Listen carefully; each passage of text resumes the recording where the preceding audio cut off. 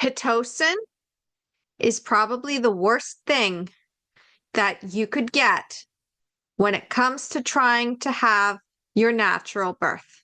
In fact, this is one of the biggest saboteurs of natural birth. This is the biggest saboteur of vaginal birth. This leads to C-sections. This leads to trauma. This leads to you having a postpartum hemorrhage. It can even cost you your uterus. And if you follow what I'm going to be teaching you inside of today's masterclass, then you're going to know everything about why you don't want to have Pitocin during your birth, why you need to be on the lookout for certain red flags that your care provider is planning to give you Pitocin, how to advocate for yourself, and when to actually call it in.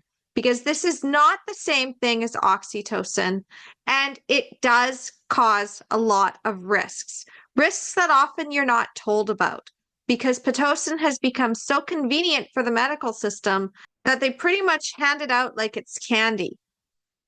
Hi, my name is Carly Bonderud, and this is the Empowered Birth Series, where I go deep into everything that you need to know to plan and get your empowered, true natural birth. And if you've been following along with this series, then you know that we're going into the 20 natural birth traps that you want to avoid. And number 13 on our list is Pitocin. In fact, a lot of the times that I'm reading articles or seeing things in the mom groups, moms will say things like, well, I had a natural birth or tried to have a natural birth. I tried to go unmedicated, but then it got too hard and painful and I couldn't do it. And I gave up and I had to get the epidural. And they completely leave out the part where they were induced or when they had their labor sped up with Pitocin. Now, oftentimes, depending on where you are, Pitocin can basically be called oxytocin. I hate that. I honestly really can't stand it when people call this oxytocin because it confuses moms. And just because that is the label that somebody decides to slap on something, it's like the difference between saying that something is ice cream versus frozen dessert. It's not the same thing. It's preservatives. And hey, maybe you want to have that, but maybe you don't. Maybe you want to have a natural birth. Well, let me just tell you, Pitocin completely derails your natural birth. And inside of this masterclass, you're going to know the hows, the whats, the whys, and the whens of Pitocin. So before we get started, you might be new to this series, and if you aren't, then you can skip ahead because you probably already know about the natural birth traps. You can also learn more about this if you go to my website, empoweringmomsbirth.com/start guide. It is inside of the True Natural Birth section of the guide itself. It's a fun interactive guide at that, so you can pick your path, you can watch some videos, you can download some freebie resources, you can go and check out our course, Your Empowered Birth Workshop, you can check out our toolkit. I basically put everything out there so that you know what you need to do to get the birth that you want without having to fight, beg, or compromise. So again, go to empoweringmomsbirth.com/start guide. If you really want to know the nitty-gritty details of the natural birth traps and how to avoid them. The thing that you really need to understand, though, if you are new to the Empowered Birth Method and you just stumbled upon this video and you're wanting to know about Pitocin, is that natural birth traps basically are exactly what they sound like. They are traps that you fall into when you're trying to plan a natural birth, or at least thinking that you'd like to have a vaginal birth and you're open to intervention if needed. However, at the same time, you don't want to fall into the trap that so many moms fall into of basically just trusting the expert over themselves and then doing what they think is best for the baby and having their complete birth plan derailed and end up in a C-section or a really traumatic, painful birth. And they're like, I don't understand what happened. Well, what happened is Pitocin. That's what happened. So Pitocin in itself is not a natural birth trap.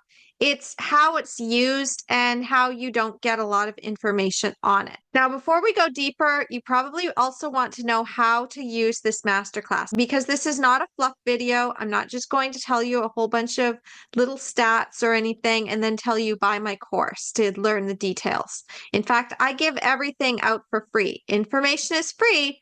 and I only charge for access to me. So what you really need to understand is that if you only have 5 to 10 minutes and you don't have time for a deep dive masterclass right now, then you want to go into the description of this video and download the transcript, okay? Because the transcript itself, I've basically highlighted areas. So I've got bold text, I have blue text, and I also have embedded links.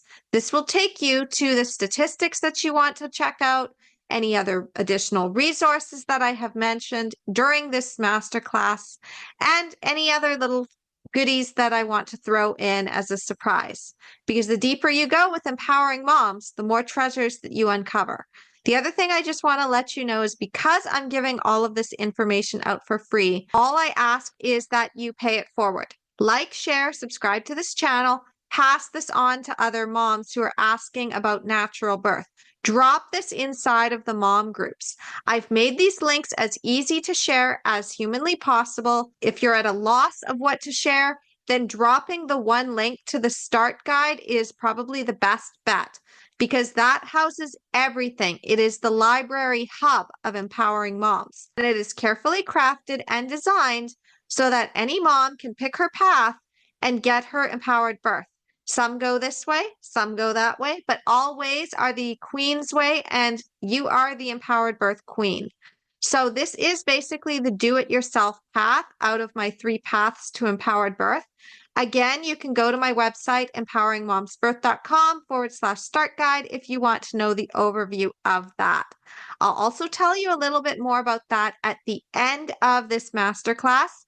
So stay to the end if you want to go deeper and understand how to get the most out of these masterclasses and the empowered birth method so you can apply it for yourself.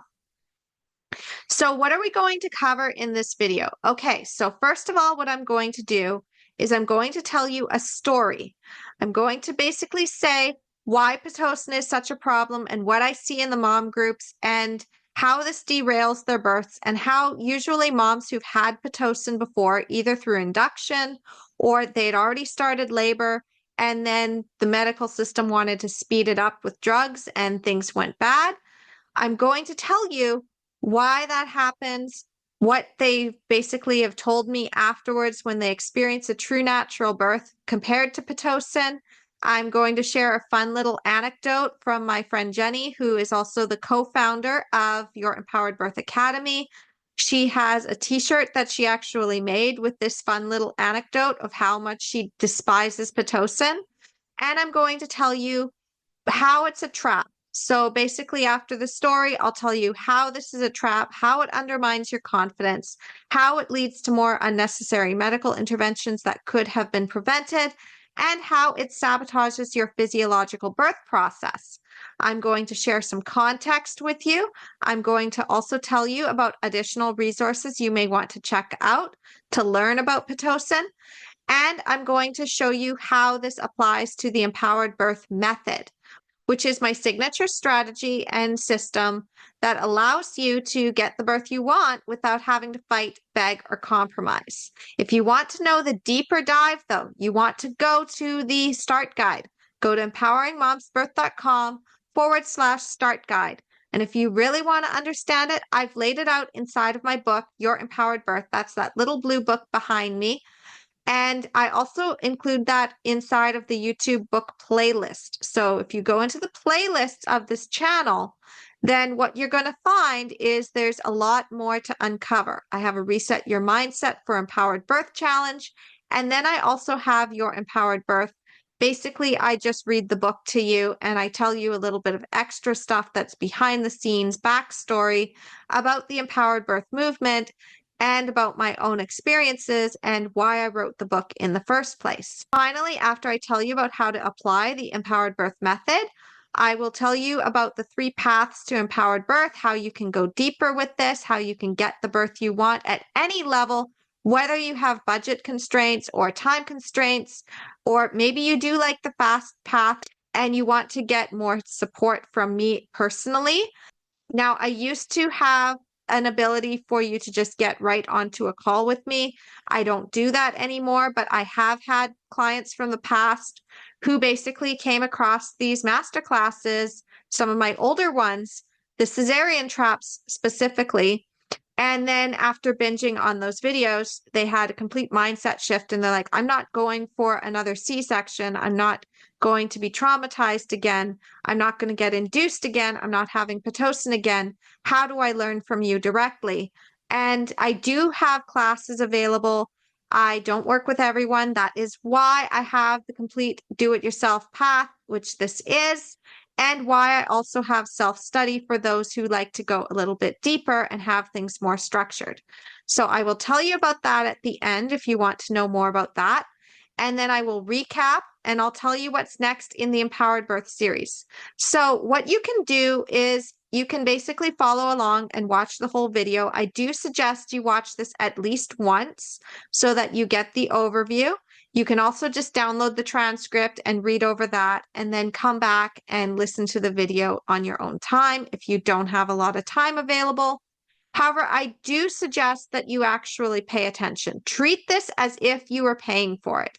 Treat this masterclass as if you had paid $97 to come in and learn from me for about an hour, because that's typically what I charge for just one class.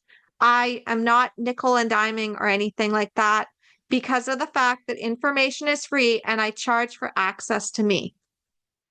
And I'm also going to add that if you are an empowered mom who also wants to be able to be paid what you're worth, then you're going to want to recognize the system of what I'm doing.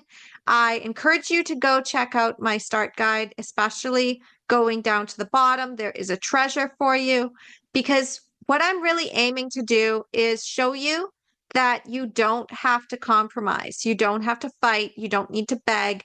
You deserve to have your empowered birth. It is your birthright. You deserve to experience a true natural birth if that's what you want. And I don't want you to fall into this natural birth trap. Okay, so now that you've had a bit of a warm up to me, if you are new to me, and if you have been kind of familiarized with this, then you know what's coming next. I'm going to share my story with you. Okay, so I personally have not had Pitocin. I'm going to say that right now. I personally, as soon as I heard what Pitocin did, as soon as I understood from what they were saying about it, the doula community and from the birth workers, the midwives, moms who had already had Pitocin, they call it liquid hellfire. And they say that it makes the contractions longer, stronger, closer together. And it's basically one on top of the other. And I'm like, I already want to go completely unmedicated here. I don't want that needle in my spine. I don't want a C-section. I don't even want to be in the hospital. So there's no way in hell that I'm going to deal with Pitocin during my labor. I am going to say that I have had Pitocin after birth. And I don't know to this day, because I had it twice, I don't know what my actual afterbirth contractions would be like if I'd never had that shot of Pitocin. They might have been a lot milder than what I experienced, because after my second baby, I'm like, oh my gosh, I'm in so much pain. I hate this. This is worse than my worst period cramps. When does it end? And like, I kind of cheated a little bit and I took an extra pain medication. So I had more than one Advil after that birth, because I just could not, like, it was just so distracting to have to deal with those afterbirth pains. And I won't know until I have another baby, because I won't be doing Pitocin again. Like, no, thank you. I won't know how much milder it could be for me, because my clients, even one of them who had a home birth after 2 previous C-sections, she obviously had Pitocin to have her uterus contract back, but she seemed to be okay after her third baby. She wasn't in as much pain. And the only thing she'd really had was, it was like a herb concoction, a little tincture. And she had just taken that after the birth a few hours later, just to see if she could get the placenta out faster. It had just been sitting in her birth canal. You can go and check out that story. I kind of talk a little bit about it inside of a very old interview I did back in 2022 called What Do I Do with the Placenta? with another home birth mom who was like a free birth mom, basically, and what she had been teaching. So I do share a little bit of that story. And what I really want you to understand, though, is that Pitocin is not oxytocin. It's not the same thing that your body makes. And many of my clients who have come to me have come to me after traumatic inductions that turned into traumatic C-sections. And then they're like, I don't know if I'm going to be able to handle labor because it was so hard last time. And I'm like, okay, but you had Pitocin last time. And they're like, yeah. And I'm like, it's not the same thing. I can promise you that right now. You are not going to have those contractions one on top of the other. It is not going to be that level of pain. You're going to have all of the endorphins built up in your bloodstream, and it's going to be fine. And so a lot of them, they're like, oh, okay. And then they go and they experience labor and they're like, oh, yeah, this is nothing. I would totally do a birth like this again. There's no way in hell I would ever induce, and there's no way in hell I would ever have Pitocin. Now, this is the part where I'm going to basically share a little anecdote here of Jenny. So Jenny had basically gone in and she was an older mom. She had chronic high blood pressure, and this was her first baby. And there were no prenatal classes available because she was pregnant during the pandemic, at the start of the pandemic. And she had also been reading Ina May's Guide to Childbirth. What happened with Jenny is that she also had a doctor who thought that she was on a need-to-know basis and needed to know nothing. So closer to her due date, he was like, okay, we're going to schedule your induction. And she's like, well, wait a minute. I don't think I want that. And then she got fed up at 35 weeks and she hired a midwife instead. But what she didn't know is that the midwife's hands were also tied by the system. That's a whole other story. You can check out some of my other videos where I talk about how midwives' hands are tied and how that can also affect how you go into the system for a hospital birth or even affect your home birth. Because the thing is that with the empowered birth method, you have to play the game differently than what you're taught to do. So typically you trust the experts, right? And Jenny, she trusted the experts, but she also had enough of an idea that she needed to question what was being said. It wasn't her fault that nobody was telling her the truth. If she'd been my friend back then, I would have warned her, but she didn't have me in her corner until much, much later, after she had her traumatic C-section. Now, Jenny did end up going into labor on her own. She had attempted to induce, it didn't work. She went home and then she came back and she was already in active labor. But because of the hospital, the way that it was run, there's a whole bunch of issues with that local hospital. She ended up having the OB on call, and the OB is like, well, let's run Pitocin. So they ran Pitocin and Jenny's body did not react very well to it at all. Like she was having a severe reaction and the nurse is like, oh no, that this is normal. And there was nothing normal about it. Nobody was paying any attention to how it was going on for her. And this then led to her traumatic C-section. This happens to a lot of moms because they go in with these ideas of what Pitocin is likely to be like. They ask for the positive stories of, well, how was it for you? And there's moms that are like, oh, I love Pitocin. It's awesome. And this is the case for Jenny too, where a family member had basically said, oh, I love Pitocin and I would use it all the time. And it's not, no, Jenny hates it. She hates it so much that after the birth of her second baby, when she created Empress Birthworks and started designing t-shirts, she actually created a t-shirt that said, you can take your Pitocin and shove it in your own vein. Like that's how much she hates Pitocin. Jenny had even said in her birth plan that she was allergic to Pitocin just so she wouldn't have to have Pitocin. Like she was really adamant about not having Pitocin in her birth unless absolutely medically necessary. And she was going to make that call. So again, I'm going to tell you a little bit about how to apply that within the empowered birth method later into this. But what I really want you to take away from these stories and understand is that there's two camps. There's the moms who say, I would never, ever have Pitocin again. It ruined my birth. It traumatized me. It led to my C-section. And then there's the moms who say, I had Pitocin. It was a little bit more intense, but I was able to handle it. And I had my baby and everything went well. And actually, it just sped things up. The problem with this idea of these positive stories of Pitocin, I'm not making these moms wrong, is that it reinforces the idea that Pitocin is no big deal. And the fact is that this is a very dangerous drug. This drug has severe risks that can happen with it.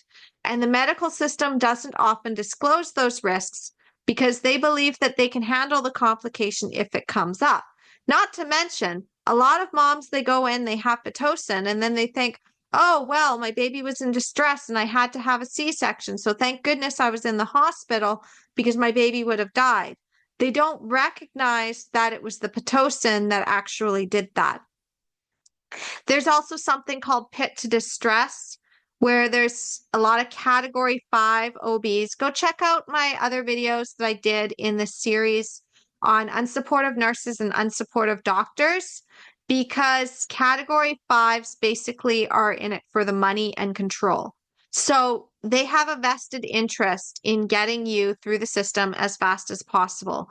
So they will basically up the Pitocin dose until your baby either is born or goes into distress and you have a C-section and they save you. This is so common and it's often not talked about, or when it is spoken up against, the medical system either comes down, or the moms who had the good births come down on it, or the moms that are still internalizing their trauma and don't recognize that they were actually tricked and screwed over out of their natural birth. They come down hard on you for it. And, you know, I'm just not afraid to speak the truth. Pitocin is evil. Pitocin is a tool that is used way too often. And there are doctors that will not use it unless it's absolutely necessary because they are aware of those risks. And they are far and few between because the medical system is all about profit, convenience, and liability. And they have also basically made Pitocin seem like this catch-all, save-all thing that helps in speeding up a labor. In fact, this is so prevalent that it's even inside of popular culture. If you read a couple books or if you go and watch movies, you may often see that moms are given Pitocin and then they're told, you're not progressing, we need to do a C-section, and it makes it seem like the mom failed. What actually happened is the Pitocin. In fact, in 50 Shades Freed, at the very end, there is basically, I call it a throwaway chapter. It's not really contributing much to the story. I suspect that it was just put in there, and the way that it was done, I can't be 100% sure, but the internalized trauma in our medical system and our birth culture kind of lends the idea that either she had this traumatic birth happen to her, the author, or she's just kind of perpetuating something that she doesn't quite understand all of the context for yet. But the whole thing is, oh, the Pitocin isn't speeding up the contractions and you can't push your baby out, so we need to do a C-section because the baby's going into distress. And they actually mentioned that Pitocin was being used. And it's also mentioned that she almost died and she shouldn't have a VBAC now. So there's a whole bunch of issues with Pitocin.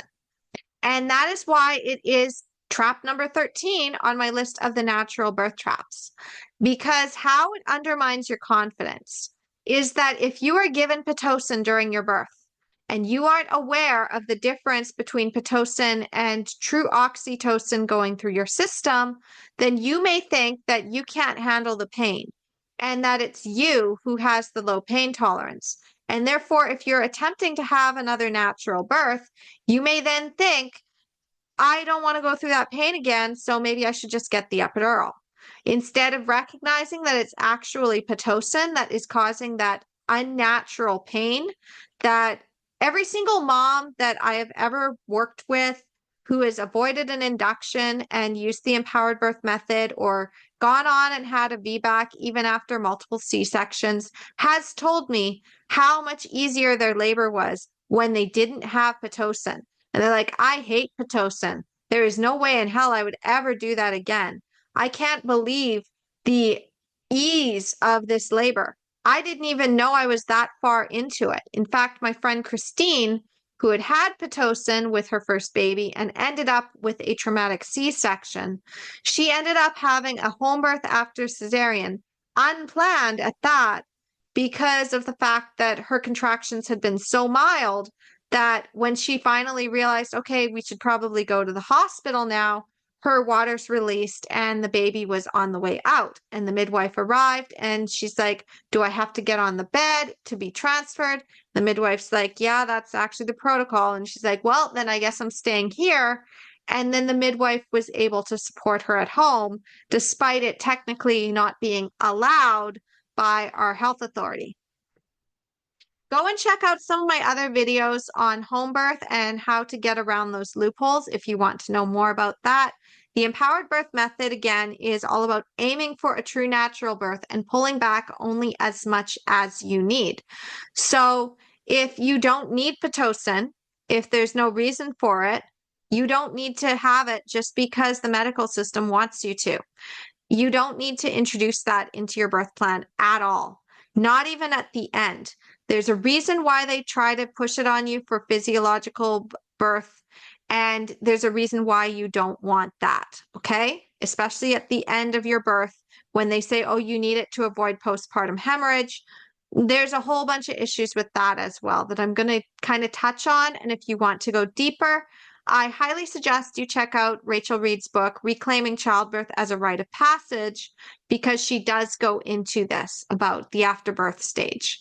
So what you really need to understand is how it undermines your confidence.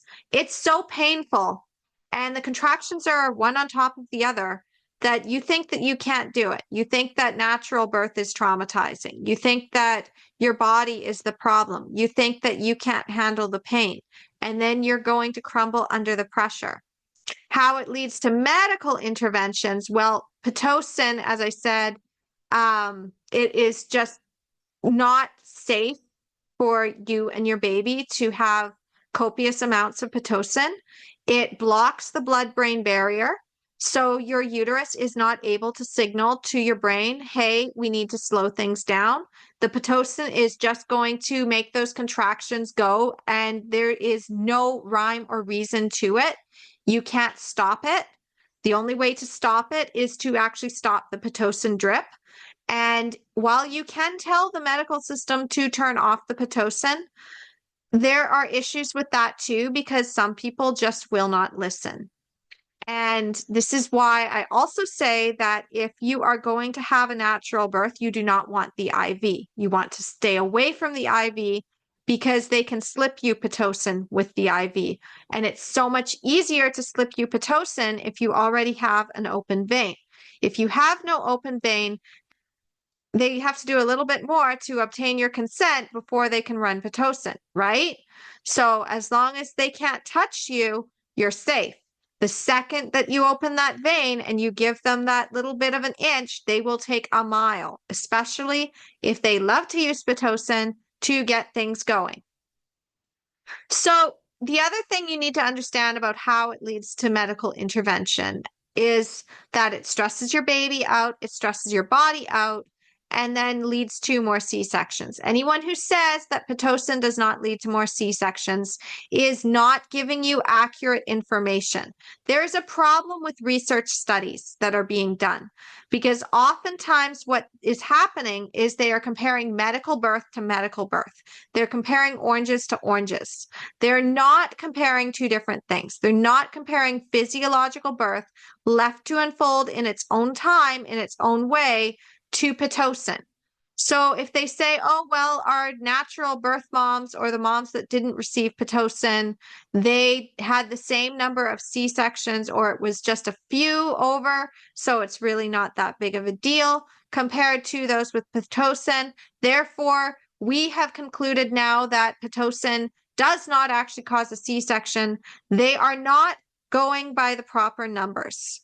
Okay, they're not, because a physiological birth is completely different from an unmedicated birth or a natural birth with medication or a natural birth that is managed by the medical system. And we don't know how long those moms were actually allowed to stay in labor before they started intervening. So you have to be very careful with research. And Rachel Reed talks about this inside of her book, Why Induction Matters, in the section on problems with research. So it's worth a good read to go through that and understand why this is such a problem. The other one that I would suggest is Induction, Why, When, and How by Hansi Goer, because that one also goes into the limitations of research. She takes deeper dives into things like that. So those are the two books I'd recommend. Pitocin and induction tend to go hand in hand. So if you're looking at risks of Pitocin, you also want to look at risks of induction. And if you are just having your labor augmented, which is what it is when they give you Pitocin after you've already gone into labor, this is as one of my friends, Samantha of Be Baby. I've done an interview with her as well. You can go and check out that interview. I've linked that into the transcript itself, where she talks about Pitocin and the dangers of it as well as a nurse clinician. So there is even a French article. I can't read French, so I can't really directly quote it, but she can. So she had read this article and she found out that the actual inventor or discoverer of Pitocin had said how dangerous this was and to only use it when it's like actually warranted. And somebody else had gone in and they're like, well, now we can control birth a lot easier. We can make it more efficient. This is revolutionary. And that's why they wanted to use it. And then it just became a thing. So you need to understand that this does lead to unnecessary medical intervention. Now, how this sabotages your physiological birth process, if you really want to understand it, besides the fact that Pitocin is not the same thing as oxytocin, is that when your body is going into labor, you are being flooded with different hormones. So when you finally go into labor, you have oxytocin receptors that are basically coming online that were not there before. This is another reason why if you are inducing, you don't have those same oxytocin receptors. You don't know how far along into your actual gestation you are going to go.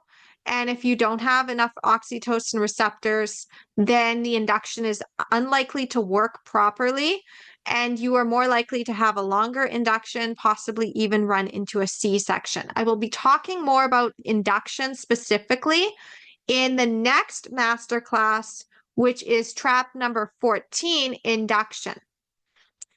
So what you need to know, though, is that the oxytocin receptors come online, and suddenly those practice contractions, I don't call them Braxton Hicks because that's named after a man. He did not discover them. We always had them. He was just the one that had the literature. We're going to get rid of the idea of men naming our body parts after themselves and our processes after themselves. This is not okay. But recognizing that you suddenly start having more contractions, you feel it more, your cervix starts to open, and everything is starting to build up to that fundal height, which is basically your uterus is a muscle and it needs to thicken to be able to push the baby downward. It's not about opening the hole a lot bigger. It's about pushing the baby downward. Now, if you are using Pitocin, that is another story because you don't have those oxytocin receptors or you don't have enough of them. And Pitocin is just trying to make the uterus contract when it's not very effective. So they need more of the drug in the system to get it to go. And if they put too much of the drug in the system, the contractions can get to a really hyperstimulated pattern that can cause issues with your uterus. This can even lead to a uterine rupture. So typically, when the doctors were giving Pitocin to moms for VBAC, they would get a uterine rupture. But even if you've never had a cesarean, you can rupture your uterus by the force of these Pitocin contractions. So that is another risk that can happen. And you need to be aware of this. You need to be aware of just how dangerous this drug is. The other thing about contractions is that it is squeezing on the baby, okay?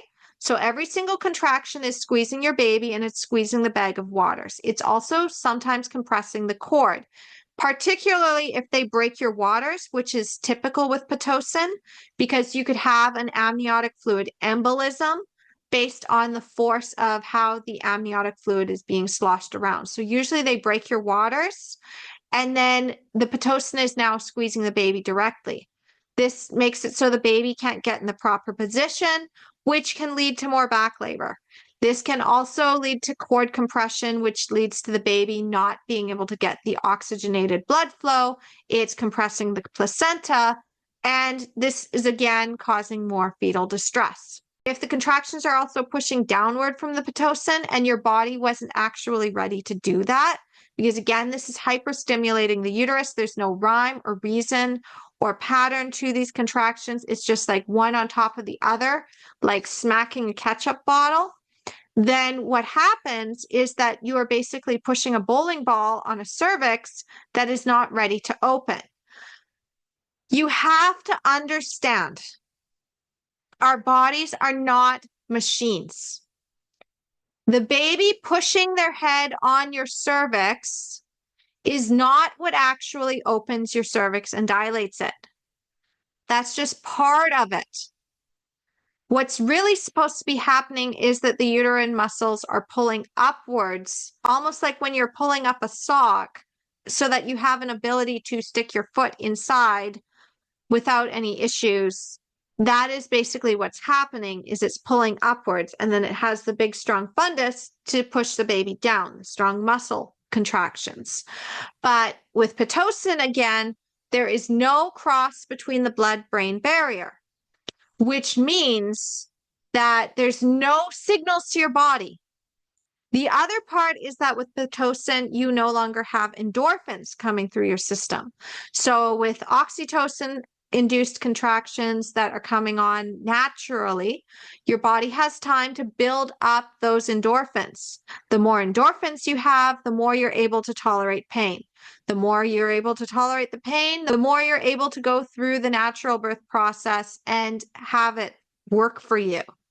You also are getting a bit of a break between contractions. They're not one on top of the other. So you have the oxytocin flooding. This is the same hormone that is produced during sex. If you also think about when you were feeling tense, when you were feeling uncomfortable, and you had sex with your partner or somebody that you weren't into at all, or in cases, maybe you were assaulted, then you know the difference. You know the difference between being receptive to that versus not being receptive to that. So with Pitocin, you are not actually receptive to the hormones of labor. They've shut down. So it's going to be more painful. It's going to be more traumatic. It is not going to help you. The only time that Pitocin actually works well is if you already have that buildup in your bloodstream, in which case you're probably already going to go into labor on your own anyway. You're probably already on your way to progressing, and this just sped it up. So my friend Samantha B. Baby, she also mentions inside of the interview that I did with her that it's like putting a brick on a gas pedal of a car with no steering wheel. And like basically the Pitocin is the engine that drives you. And if you are putting too much power on that gas pedal, you're going to slam into a tree. Okay. So if you do want to understand more about Pitocin and how it affects physiological birth, then what you're going to want to do is check out Rachel Reed's book, Reclaiming Childbirth as a Rite of Passage, as well as Why Induction Matters, because she goes into chapters on physiological birth with Pitocin. I would also suggest that you check out Hensi Goer's book, which is Induction, Why, When, and How. You may also want to check out The Thinking Woman's Guide to a Better Birth, because she also goes into a bit about Pitocin inside of that book as well. It's just it's older, but all of the information is basically the same. Doulas and midwives know the dangers of Pitocin. There's a lot of doctors that are aware of the dangers of Pitocin. The problem is that our society is based on profit, convenience, and liability, and Pitocin has basically been seen as the get the baby out fast so we can fill an empty bed's drug. And it is overused in our system, and moms are often strong-armed or bullied or scared into accepting Pitocin. And when you're strong armed and bullied and accepting Pitocin because you're making a decision out of fear, then you kind of don't really question it as much. And there's a lot of moms that have not questioned this. Now, I am going to also touch on Pitocin after birth. So the reason they suggest this is because they are afraid of postpartum hemorrhage. But the reason that postpartum hemorrhage often happens is because of the fact that they are rushing the placenta out. They usually want it out within 30 minutes. This is because the birth is technically not over until you deliver the placenta. And nobody really wants to wait around for that. So they will try to speed up the process. Now, are there instances where you might want to call in Pitocin if you're starting to bleed? Absolutely. If you're starting to bleed more than normal, then that is the time to really accept Pitocin. And this is what happened with me, is that during my home birth, I recognized, okay, I'm in the water. I am feeling like I might want to just get out. And if I'm bleeding a little bit more than what the midwife is comfortable with, maybe it might be a good idea to get a shot of Pitocin just in case. I didn't have all the knowledge that I have today. Now I would probably watch and wait a little bit more. My own clients, they didn't have Pitocin, and they basically showed me, oh, there's other things that I could do. There's like an Angelica root that I could have taken, a tincture, instead of having that Pitocin, and it also basically does the same thing. And you know, the other part, of course, is that if you are trying to rush the placenta out before it's ready to come out, sometimes pieces don't get expelled at the same time because doctors can be very impatient. Cord traction, I do not suggest that at all. That is one of the things, whenever I hear about cord traction, I'm like, no, you don't want to do that, because if you're detaching the placenta from the uterus, instead of waiting for it to detach on its own and go into the birth canal on its own, like, what are you doing? Like, why would you do that? Well, that's why they also put the Pitocin as like a backup thing, because they're like, oh, well, that way the uterus will contract faster and we can just sign off on this birth. So recognizing that if you want to have a physiological third stage, you need to have certain things in place. Rachel Reed again talks about this inside of her book, Reclaiming Childbirth as a Rite of Passage. There's a little bit that I talk about this inside of my signature program, Your Empowered Birth Workshop, in the second module on true natural birth and what you really need to understand about the different stages. And I do have videos on this as well inside of the deep dive masterclasses, so you can check that out. But I'm not going to get into all of the nitty gritty of the postpartum and Pitocin use. I'm just going to say that if you introduce Pitocin, it basically blocks oxytocin, and oxytocin is the bonding hormone. It also allows you to have your uterus contract properly. It allows you to bond with your baby. It allows you to have like an easier time breastfeeding. And, you know, Pitocin's just painful. It's just painful. It's not fun. And it's not something you can control either, because once that drug enters your bloodstream, you basically have to just ride it out until that drug is done, because like there's no way of getting that Pitocin out of your bloodstream. You can't get it out. Like it's there, like it's doing that thing to you, and there's no stopping it until it's done its job or it's naturally filtered out of your system. So you have to be careful every time you introduce any drugs into your system to understand that you don't know what that's going to do to you, especially if you've never had it before, or if you aren't aware of how this can affect you because of the fact that maybe you had the epidural before and you didn't notice what Pitocin was doing to you. but with an unmedicated birth, you're going to notice a lot more. With a natural birth, if you introduce Pitocin, you are no longer having a physiological birth. Okay, so that was a lot, right? So how do you apply this through the empowered birth method? Well, first of all, the empowered birth method is all about aiming for a true natural birth and pulling back only as much as needed. So in this case, you need to have the right mindset about this. You need to get past your fears of postpartum hemorrhage. You need to get past your fears that you're going to fail to progress. You need to get past your fears that you can't go into labor on your own or that you can't do it effectively. You need to get past this idea that you aren't the expert, that everybody else around you knows more than you. You are your own best expert. If it doesn't feel right to you, it doesn't feel right. So you don't need to do it. So the next thing, of course, is the right education, which I've kind of already given to you, but you need to understand the difference between contractions of a physiological nature, so physiological birth, how that unfolds, and how your hormones all work together. Again, Rachel Reed's book, Reclaiming Childbirth as a Rite of Passage, is an excellent resource on this. It goes deeper than what I cover on the surface level because my area of expertise is basically helping you get past your fear and apply the empowered birth method of the 5 pillars and basically go and get that right education. I kind of want you to go down and find resources from other people who have gone deeper into the research.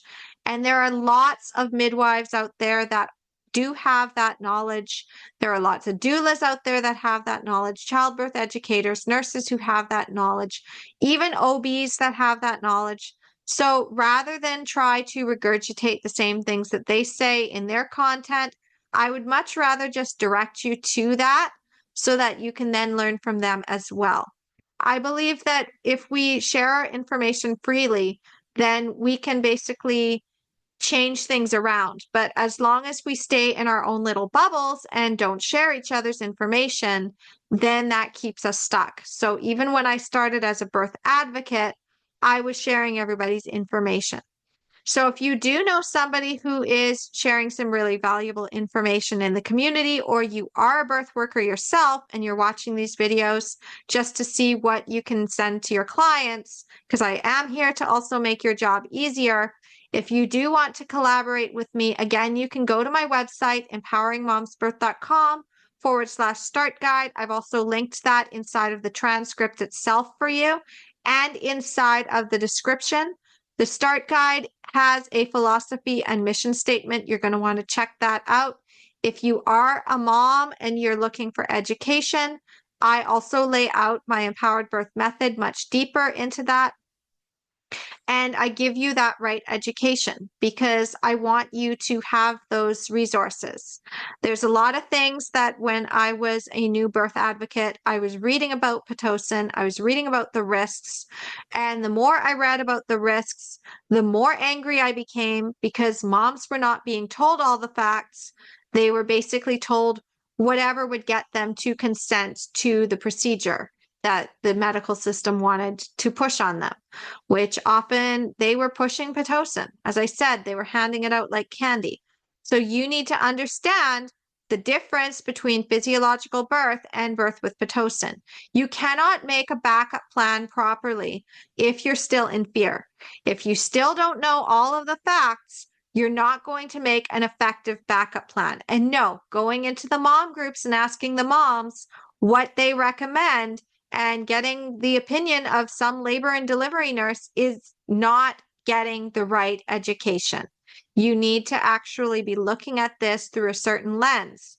If you are still stuck in fear and you need to have that context, the Reset Your Mindset for Empowered Birth Mini Challenge is where I would suggest you start. You need to unlearn that old programming so that you can start coming to your birth from a place of power instead of a place of fear. The next thing you need to understand is you need the right environment. If you do not feel safe where you're giving birth, then your body is not going to produce effective contraction patterns. This is because your hormones in your body are basically tied to your emotions. So Think of it like this on an evolutionary perspective. It is not conducive for you to be going into labor if there is a tiger stalking you in the jungle. And if a tiger is stalking you in the jungle, your body is going to basically say, hey, there's a tiger. We shouldn't be going into labor. We need to stop this. We need to go to our safe cave. But if you go into the hospital and you are trying to have a natural birth, and the nurse or doctor is trying to push Pitocin on you, that is going to activate cortisol and adrenaline into your bloodstream. Cortisol and adrenaline blocks oxytocin.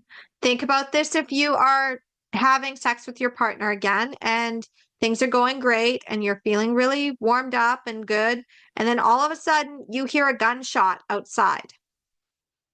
How much more comfortable are you going to be being able to get that orgasm, or are you suddenly going to be on the alert? Exactly. So if you suddenly feel a threat, you're no longer able to get into that zone. Your body shuts down the process and says, nope, we're not doing this right now. We need to be alert.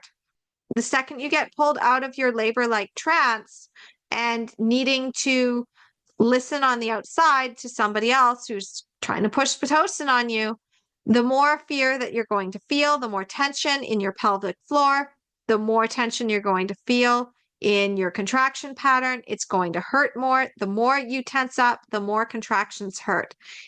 Birth is basically about surrendering to the process. It's about relaxing into it. You don't want to be tense. So if you're in a very tense environment, you don't want to be there. Okay? You don't want to be there. This is why I suggest that you look into the different hospitals in your area. You go in at the last possible minute. You don't go in early, because if you're trying to have a true natural birth, then the last thing you want to do is go into the hospital where they are looking to fill beds, empty beds, and get you on the clock, because they're going to try to speed up that clock. They're going to push Pitocin. It's what they do. That's what they're trained for. They also often don't see physiological birth. They see it as pathology. They are trying to save you because they can't see the water they swim in. It's not always that they're category number 5. Sometimes they can be categories 1 through 4. Again, go check out my other video that I did on unsupportive care providers, because I go deep into categories 1 through 5, and then you can understand more about the psychology of what you're working with. So if you don't feel safe, you can't birth effectively. If you don't feel safe after birth, because there's a lot of noise, bright lights, people talking, and they're trying to fuss with you and your baby, that is also going to delay the onset of the afterbirth process. Your placenta is going to stay inside. So you need to be able to have that calm environment. If you want to have a physiological third stage, you need to set up the actual environment for that. Because otherwise, what's going to happen is, yes, you will bleed out more because you are not following the physiological process. You are being disturbed. When mammals are disturbed, that is when problems happen. That is when complications tend to happen, is when you mess with nature. So don't mess with nature unless you actually need to. So then we go into the right facilitators. Obviously, don't hire somebody who hands Pitocin out like candy, because if they are used to just giving everybody Pitocin, guess what they are going to push on you? Even if they say they won't, if that is their usual go-to MO, they are most likely just going to chip away at you until you suddenly give in to Pitocin, because category 5s are notorious for having you trust them only to bait and switch you later. This is a problem that so many moms, they don't see it coming, but I see it coming, because just by how they describe their care provider to me, I'm like, if you sat down and actually worked with me as a client, you would not have this happening. But because you will not go and check out these resources I keep telling you about, and you're listening to everybody else on the outside instead of trusting yourself and trusting your gut, what's happening? I am not surprised at all by this. This is what happens. This is what they do. And if you have a category 5, you cannot thrive. Finally, you need to have the right support around you. Your partner needs to be able to stand up against the medical system. They need to be on the alert. And if you can, hire a doula, because the doula will see this coming. She'll sniff it out and she'll see, if you happen to have a male doula, they'll see what's going on. They'll see that the nurse is basically coming in and they've got that IV, or they've got that medication that they want to put into an IV, or the OB is trying to suggest Pitocin, and you are in your most suggestible state when you are in labor. And your doula needs to be able to reinforce that. But if it's not your doula, your partner needs to know that Pitocin is not part of the plan. So when you're creating your backup plan, and I do have a decision-making framework around this, you can go and check it out if you get your Empowered Birth Workshop. Again, you just have to put a name and email in, and then the course is delivered to you. You go through the workbook, and you decide from there what the risks and benefits are to you, what your hard lines in the sand are, and then you put that inside of your birth vision and your backup plan so that even your partner is aware of the hard lines in the sand. Now, the other thing is that when you create your birth plan, you really want to have 2 versions of that plan. You want the long form version that your partner has and they've read that inside and out. And then you want the short form version that is basically for the medical system, the nurses and any doctors on your care team, because they're going to just look at what you've consented to and they're going to ignore everything else. Now, Jenny created a really simple, easy template. You can go and check that out. I've linked it inside of the transcript itself. So you go and check out that freebie page, and she has other things as well, including affirmations. But what you really need to understand is that if Pitocin is the default setting of what the medical system is going to do, then you need to play the game differently. You need to come to your birth from a place of power, not a place of fear. You need to be the birth consumer, not the patient. So you are a client, not a patient. You need to come at this in a completely different way than what you've been taught. You are your own best expert. You are hiring them for a service. Now, there are some cases where you might want Pitocin, as I said, and if you're thinking about getting Pitocin, you need to know the risks and you need to plan ahead on how you're going to handle that if it comes up. Because possibly when you induce with Pitocin, or when you augment labor with Pitocin, or when you introduce Pitocin after birth, there are those risks because you've got a medication in your system that you don't know how you're going to react to. So many moms, they don't recognize just how volatile this drug is, just how unpredictable this drug is, and they aren't properly prepared to actually have that drug in their system. So this is why I suggest you create your hard lines in the sand. Go and learn what you need to know about Pitocin. If you have any questions, you can reach out to me and my team, hello@empoweringmomsbirth.com. I do have a secret library where I have a bunch of little resources that I've collected over the years on Pitocin. So even though I'm linking a lot inside of the transcript itself, that is still just the surface level, okay? I have so much information that I could give you on Pitocin, and I don't have a lot of time to teach that in every single video. But what you really need to know is that this is your backup plan. This is not your main plan. We are aiming for our true natural birth. We're pulling back only as much as needed. And if you would rather not have Pitocin, you are most likely in the camp of you can take that Pitocin and shove it in your own vein. And if you want to get that t-shirt, you can always reach out to Jenny. She does make them. She does customize. And it's worth it, especially if you're a birth worker, because then you can kind of display this and show the medical system what you really think about Pitocin. Okay, so you know the empowered birth method, you know why Pitocin is the saboteur of natural birth and why so many moms hate it. You know the stories of the moms who have gone through and had Pitocin. You know that it is not actually necessary for a natural birth to happen, and that it is overused, and that a lot of moms, they agree to it out of fear. You also know a tiny, tiny little bit about the fact that this is the do-it-yourself path, but you may want to go deeper, okay? So I want you to understand that these master classes basically are the free path and the do-it-yourself path to learning the empowered birth system and to getting the birth you want and to having a true natural birth. The way that you're going to want to optimize this, if you choose to stay on the free path, the do-it-yourself path, and never join the newsletter, never really join the deeper levels of the community, don't get any courses, and you just want to watch the videos, well, then what you're going to want to do is optimize with the rule of 3. That means you watch this entire video once and you've got the overview. You watch again and you're going to get those aha moments.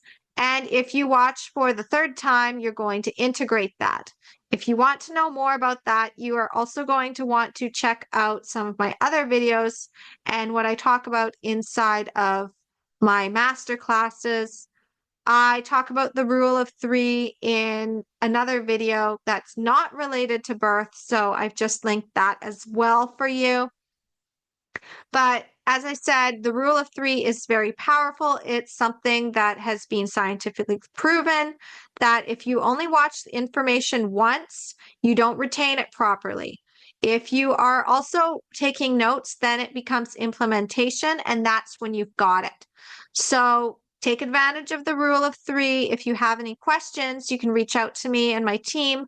hello@empoweringmomsbirth.com. We are happy to give you more resources. And then the next step, though, if you do like more structure, if you do like more support, is to go through the self-study path. Now, with my self-study path, I have 2 tiers within that. The first tier is completely free. All you have to do is put your name and email. You subscribe to our newsletter, and you also get a course in the process. So you go and get your Empowered Birth workshop. That is the introductory level program. There will be more self-study programs in the future.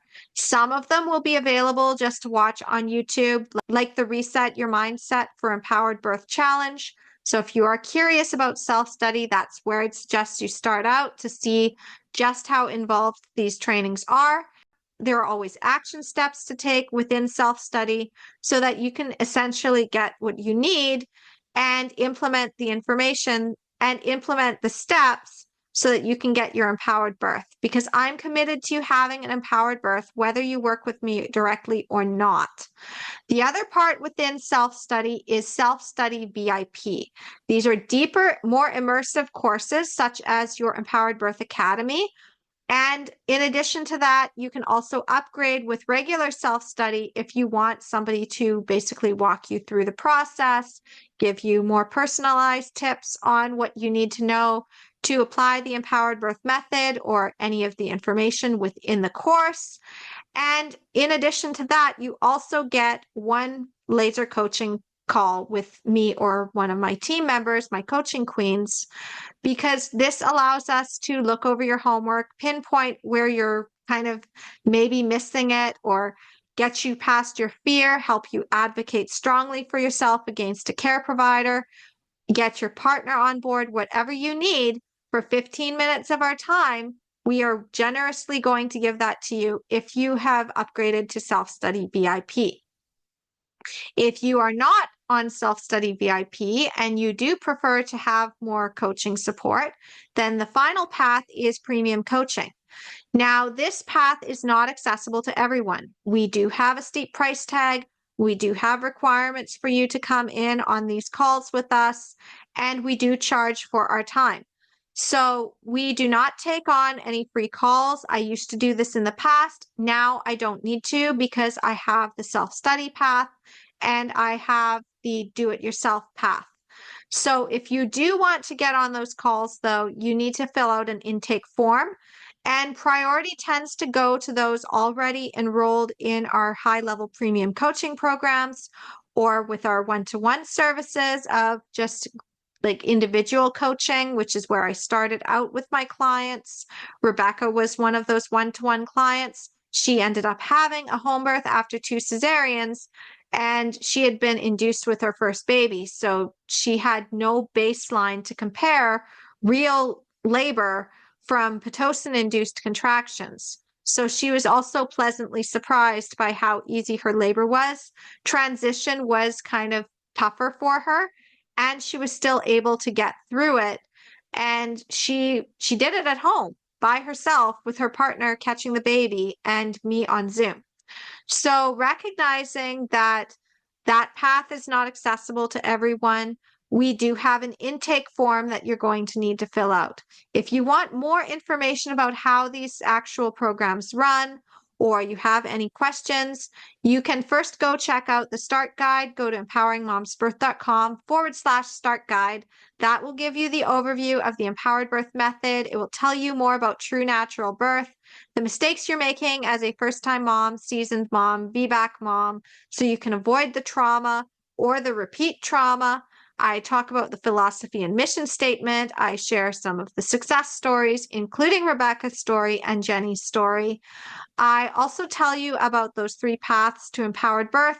There are additional resources that you can download. You just click on the pictures themselves, and that either takes you where you need to go or gives you the resource automatically. It just comes up in a Google Drive and you can download it. Everything with Empowering Moms, the deeper you go, the more treasures you uncover. So finally, I just want to let you know that no matter what path you choose to take, you can get your empowered birth, and birth is really just the first step. So when you have an empowered birth, you're an empowered mom for life. No one can take that power away from you again. And if you follow the empowered birth method in one area of your life, you'll be able to apply it to other areas as well. So whether you're birthing a baby, birthing a business or creative project, or birthing a movement, Empowering Moms is here for you. And all I ask is that if you found value in this video, you just like, share, subscribe, pay it forward, pass this on to other moms. But before we go, let's just quickly recap. Why don't you want Pitocin?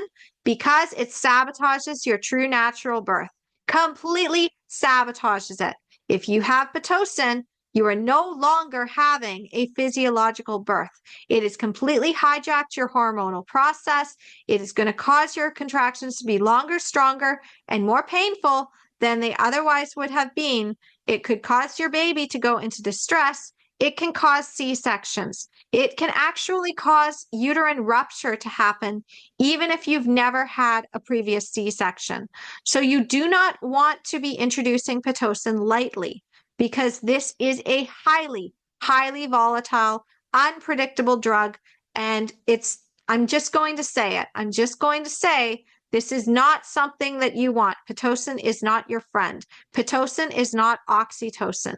There are many doulas and midwives who speak out against Pitocin. There are even OBs that speak out against Pitocin. So the more you understand just how volatile and dangerous this drug is, the more you're going to resist when the medical system pushes it, because they will. They will absolutely push it. And we need to stop doing that. We need to stop playing the game the way the system wants us to play it. We need to come to our births not from a place of fear and trusting the experts, but instead from a place of power and trusting ourselves. So that's pretty much all I have for you today. And as I said, if you found value in this video, please like, share, and subscribe to our channel. Pay it forward. Pass this on to other moms, because a drop in the ocean creates ripples. Many ripples create waves, and enough waves can change the tide. And here at Empowering Moms, I'm all about changing the tide. Again, go check out the starter guide if you want to know more about our philosophy and mission statement, and the deeper levels of Empowering Moms if you want to support us. And next week, I'm going to be talking about induction, because that is trap number 14 on our list. So stay tuned. Make sure you check out other deep dive masterclasses, download that transcript, go through, find your links, and go deep with this. And as I said, pass this on because I really want this information out there. There's too many moms that are getting traumatized in their births from Pitocin. So thank you again for watching. Have a happy, empowered birth journey, and I will see you soon. Namaste.